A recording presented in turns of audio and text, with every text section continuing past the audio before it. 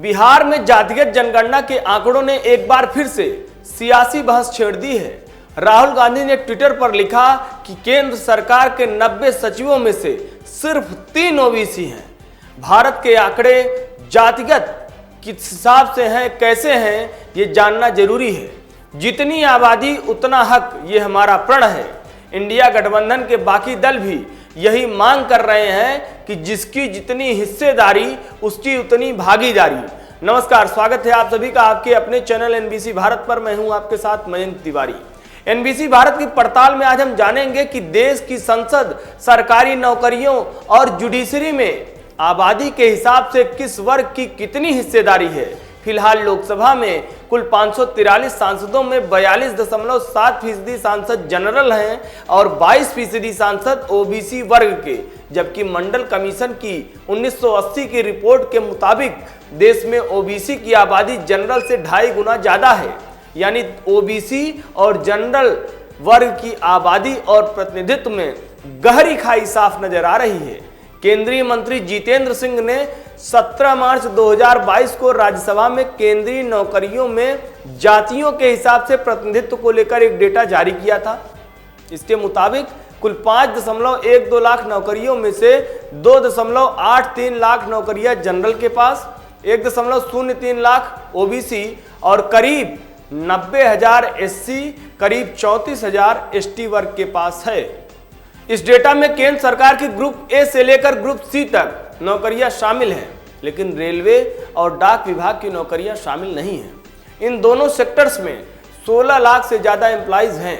Judiciary में आबादी के हिसाब से प्रतिनिधित्व के मामले में ओबीसी और जनरल के बीच गहरी खाई है। हाई कोर्ट में ओबीसी का प्रतिनिधित्व जनरल के मुकाबले 7 गुना कम है, वहीं लोअर कोर्ट में यह आंकड़ा करीब 2.5 गुना कम है।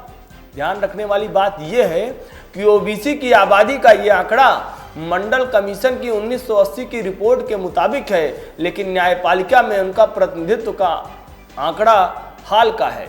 वहीं एससी और एसटी की आबादी का आंकड़ा 2011 की जनगणना के मुताबिक है।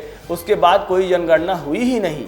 जिस तरह से बिहार में ओबीसी की आबादी बढ़ी है, उसके मुताबिक यह अनुमान लगाया जा रहा है कि देश में ओबीसी की आबादी बढ़ी होगी। और अंत में समझते चलिए कि बिहार की राजनीति में इस सर्वे के क्या मायने हैं। अलग अलग जातियों में यादवों की आबादी सबसे ज्यादा 14.26% है।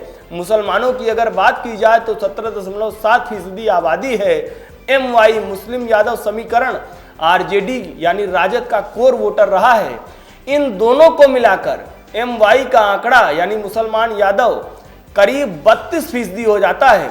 ओबीसी वर्ग में कोई और कुर्मी नीतीश कुमार के कोर वोटर्स माने जाते हैं। रिपोर्ट्स की माने तो कोई 4.21%, कुर्मी 2.87% हैं। दोनों को मिलाकर आंकड़ा 7% से ज्यादा होकर पहुंच जाता है। इस रिपोर्ट के मुताबिक जनरल वर्ग की आबादी 15.52% है। इसमें ब्राह्मण 3.67%, राजपूत 3.45% और भूमिहार 2.89% हैं। ऐसा माना जाता है कि जनरल वर्ग बीजेपी को ज्यादा वोट करता है। वक्त हो चला है आपसे इजाजत लेने का। उम्मीद है हमारी रिपोर्ट आपको पसंद आई होगी। आपसे भी उम्मीद है आप ये वीडियो लाइक करेंगे, शेयर करेंगे और कमेंट सेक्शन में जाकर बेबाकी से पूछिए कि देश की संसद, सरकारी नौकरियों और जुडिशरी में आबादी के हिसाब से किस वर्ग की कितनी हिस्सेदारी है, कितनी होनी चाहिए, कैसे होनी चाहिए, जिससे जातिगत परेशानियों से निजात मिल सके। नमस्कार।